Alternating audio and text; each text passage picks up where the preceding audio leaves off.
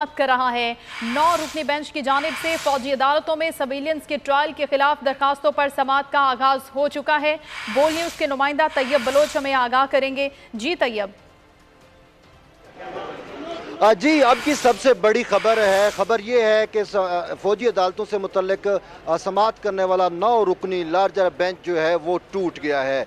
Justice काजी फैज ईसा ने जो है वो उस बेंच में बैठने से इनकार कर दिया है, जिसकी वजह से ये 9 रुकनी लार्जर बेंच टूट गया। आज जब केस की समाअत शुरू हुई तो चीफ जस्टिस उमर अता बंदियाल की सरबराही में सुप्रीम कोर्ट का 9 रुकनी लार्जर बेंच जो है वो कमरा रूम नंबर 1 में आया और इसके साथ साथ जो है वो दरख्वास्त गुजार इत्ज़ाज़ एहसन के वकील लतीफ़ खोसा रोस्टम पर आए और उन्होंने कहा कि मुझे खुशी हो रही है कि जस्टिस काजी फैज ईसा भी इस बेंच में शामिल हैं। तो इस पर जस्टिस काजी फैज ईसा ने कहा कि ये कोई सियासी फोरम नहीं है, बेहतर यही है कि आप बैठ जाएं, लेकिन मैं यहाँ पर कुछ बात करना चाहता हूँ। जस्टिस काजी फैज ईसा ने अटार्नी जनरल को बुलाया और अटार्नी जनरल जो है वो रोस्टम पर है। तो यूँ नामजद चीफ जस्टिस काजी फैज ईसा ने जो है वो अपना एक नोट पढ़ना शुरू कर दिया और उसके मुताबिक उनका ये कहना था कि सुप्रीम कोर्ट में जो भी बेंच बनते हैं वो आइन और कानून के तहत होते हैं। सुप्रीम कोर्ट या कोई भी अदालत जो है वो आइन और कानून से बालातर होकर उसका दायरा इख्तियार ही नहीं, बल्कि ये वो दायरा इख्तियार जो है वो ये सारा कुछ आइन और कानून में वाज़ेह है।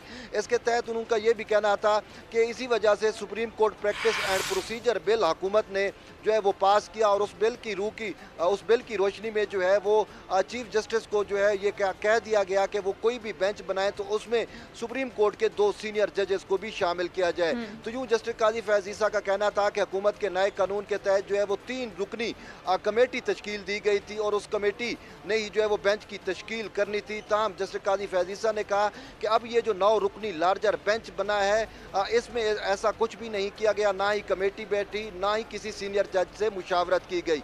और जस्टिस काजी फैज ईसा का ये भी कहना था कि मुझे रात 8 बजे जाकर मैं पता चला कि मैं 9 रुकनी लार्जर बेंच का हिस्सा हूं। तो इस पर उन्होंने कहा कि तमाम चीज़ें आइन और कानून के मुताबिक चलनी चाहिए और मैं ख़ुद को आइन और कानून का पाबंद समझता हूँ। मैंने जो हलफ उठाया है मैं उसका पाबंद हूँ। इसके साथ साथ जस्टिस काजी फैज ईसा ने अटार्नी जनरल को जो है वो जजेस के हलफ से मुतल्लिक भी आगाह किया।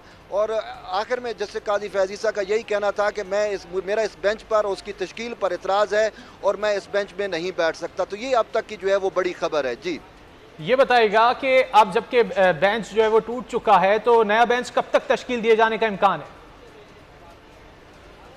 जी, ये तो चीफ जस्टिस ऑफ पाकिस्तान पर जो है वो इन्हसार है। ताहम आज जो चीफ जस्टिस के इख्तियारात पर ही जो है वो सवालात उठा दिए नामज़द चीफ जस्टिस काजी फैज ईसा ने, क्योंकि उनका यही कहना था कि अब एक कानून बन गया था तो उस कानून को फॉलो किया जाना चाहिए था। लेकिन इसके साथ साथ उनका ये भी कहना था कि अगर बेंच की तश्कील करना ज़रूरी थी तो कम से कम जो है वो मुझसे पूछ लिया जाता या जो जजेज़ हैं उनसे पूछ लिया जाता कि हम आपको इस बेंच में शामिल कर रहे हैं। तो उन्होंने कहा कि ऐसा कुछ भी नहीं किया गया। तो इसी वजह से जो है वो बेंच टूटा है। अब नया बेंच जो है उसकी तश्कील का फैसला जो है वो चीफ जस्टिस उमर अता बंदियाल करेंगे कि वो कब और कैसे जो है वो नया बेंच और कितना रुकनी लार्जर बेंच जो है वो तश्कील देते हैं। जी ठीक है तैयब बलोच, आपसे हम मजीद भी जानेंगे। अभी अपने नाज़रीन तक ये अहम खबर पहुंचाते चलें कि सुप्रीम कोर्ट ऑफ पाकिस्तान में और जो आज एक अहम केस ज़ेर समाअत है उस हवाले से कि मौजूदा बेंच टूट गया है। 9 रुकनी ये लार्जर बेंच तश्कील दिया गया था फौजी अदालतों में सिविलियंस का ट्रायल करने के खिलाफ दायर दरखास्तों पर,